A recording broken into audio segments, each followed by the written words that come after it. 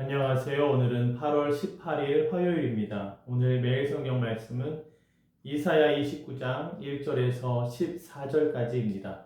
먼저 말씀을 읽어 드리겠습니다.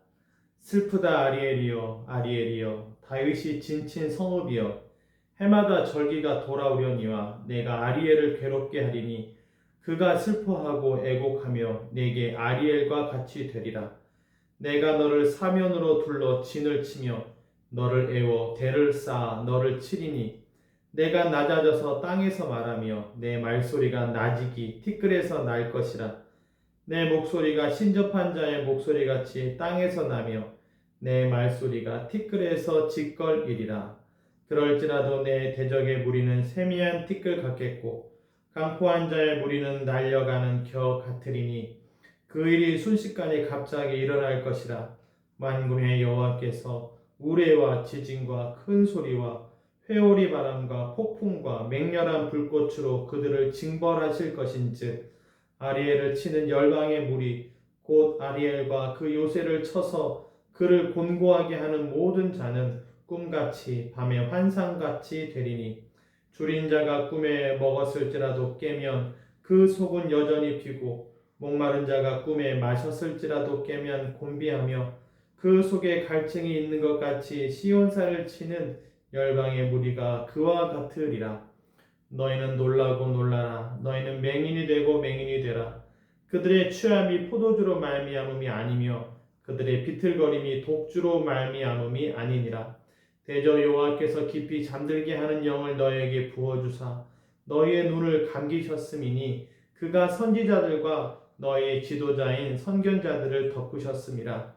그러므로 모든 계시가 너희에게는 봉환책의 말처럼 되었으니 그것을 글 아는 자에게 주며 이르기를 그대에게 청하노니 이를 읽으라 하면 그가 대답하기를 그것이 봉해졌으니 나는 못 읽겠노라 할 것이요 또 그 책을 글 모르는 자에게 주며 이르기를 그대에게 청하노니 이를 읽으라 하면 그가 대답하기를 나는 글을 모른다 할 것이니라.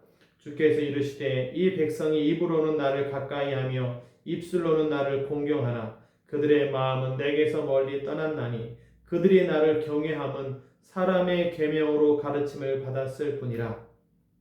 그러므로 내가 이 백성 중에 기이한 일 곧 기이하고 가장 기이한 일을 다시 행하리니 그들 중에서 지혜자의 지혜가 없어지고 명철자의 총명이 가려지리라. 아멘. 슬프다 아리엘이여. 여기서 말하는 아리엘은 예루살렘을 말합니다. 이스라엘의 남유다가 멸망할 것을 말합니다. 해마다 절기가 돌아오려니와 내가 아리엘을 괴롭게 하리니. 절기는 해마다 돌아오죠. 명절은 해마다 오는데 그 명절 때마다 괴롭게 하겠다. 심판하시는 것을 말씀하고 있습니다. 그 심판하시는 그 이유 가운데 13절에 이런 말씀이 있습니다. 이 백성이 입으로는 나를 가까이하며 입술로는 나를 공경하나 그들의 마음은 내게서 멀리 떠났나니 그들이 나를 경외함은 사람의 계명으로 가르침을 받았을 뿐이라. 사람의 계명으로 명절을 지키고 예배를 드리러 간다는 거예요. 안식일을 지켜라. 이런 명절, 이런 율법으로만 생각해서 예배를 드리러 가지 입술로는 나를 공경하나 마음은 멀다는 거예요. 마음을 가지고 전심을 가지고 정말 사슴이 시냇물을 찾는 것과 같은 마음으로 그렇게 예배를 드리러 가야 되는데 그냥 입술로만 공경하고 계명을 따라서만 한다고 하는 것입니다. 그래서 이들이 전심으로 하나님을 찾지 않는 모습, 그러다 보니까 여러 가지 잘못하는 일들이 또 그냥 생기게 되는 것이죠. 전심으로 하나님을 찾으면 잘못하는 것에 대해서는 안 하려고 해야 되는데 예배도 전심이 아니니 삶도 고쳐가지 않는 모습을 예루살렘이 보인다라고 하는 것입니다. 물론 예루살렘을 공격하는 그 나라에 대해서 아수르에 대해서도 하나님께서 심판하실 것을 말씀합니다. 비유로 들기를 줄인 자가 꿈에 먹었을지라도 깨면 그 속은 여전히 비고 목마른 자가 꿈에 마셨을지라도 깨면 공비하며. 그렇죠.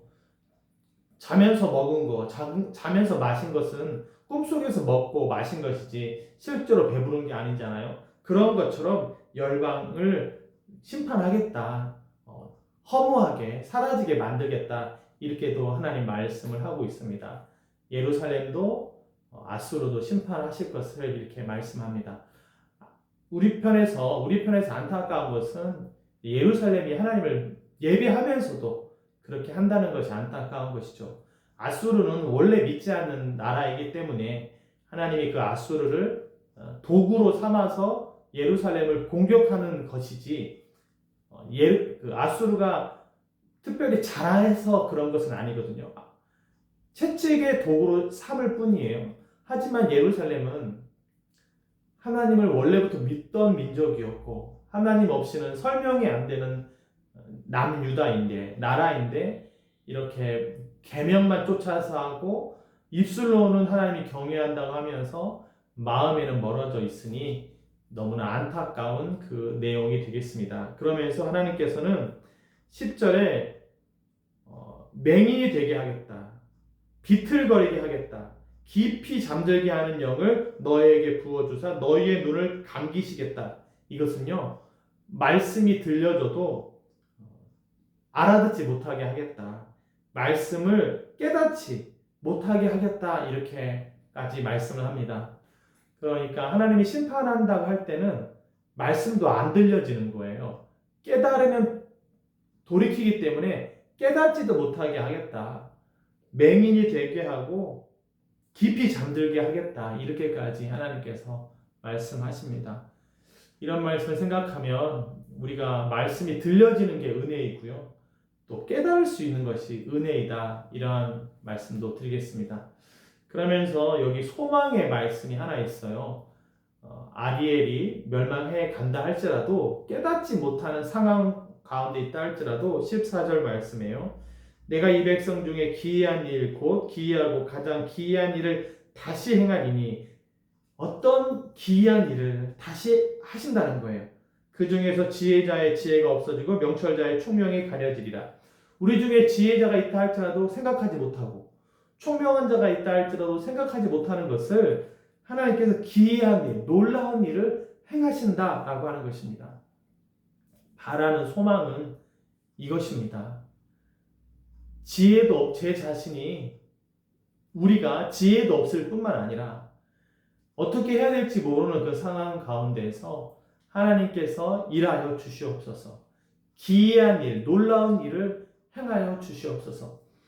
예루살렘을 심판하시는 하나님께서 나중에 예루살렘을 다시 회복시키십니다. 포로로 갔던 남유다 민족을, 이스라엘 민족을 다시 돌아오게 하세요. 그 바벨론 왕의 마음을 바꾸셔서 돌아가게 합니다. 귀환할 수 있도록 하시는 거예요. 모세가 이스라엘 백성을 출애굽할 때도 하나님께서 바로의 마음을 강팍하게도 하셨지만 결국 하나님께서는 출애굽을 시켰단 말입니다. 홍해바다를 건너게 하셨단 말입니다. 이러한 기이한 일을 하나님께서 하실 것이다 라고 하는 것이죠. 우리가 지금 어렵다 할지라도, 지금은 부족하다 할지라도 하나님께서 이루실 것을 믿고 기도하면서 소망 중에 하나님밖에 없습니다 라고 하면서 소망 중에 믿음으로 살아가는 저와 여러분이 되기를 바랍니다. 기도하겠습니다. 하나님 아버지, 심판하는 것에 대해서 애통해 하시는 하나님의 마음을 우리가 알기를 원합니다. 입술로는 주를 경외하는 것 같으나 마음에는 멀어져 있고 계명을 지키는 것처럼 예배를 드렸던 우리의 모습을 회개합니다. 전심으로 주님을 찾고 주님이 싫어하는 것을 하지 않는 우리의 삶 되기 원합니다. 하나님께서 기이한 일을 행하실 것을 믿습니다. 우리의 지혜와 총명보다도 뛰어난 그 놀라운 일을 행하실 것을 믿습니다. 그 하나님을 믿고 잠잠히 기다리며 하나님의 말씀 가운데 사는 우리들 되게 하여 주옵소서. 이 모든 말씀 예수님의 이름으로 기도했습니다. 아멘.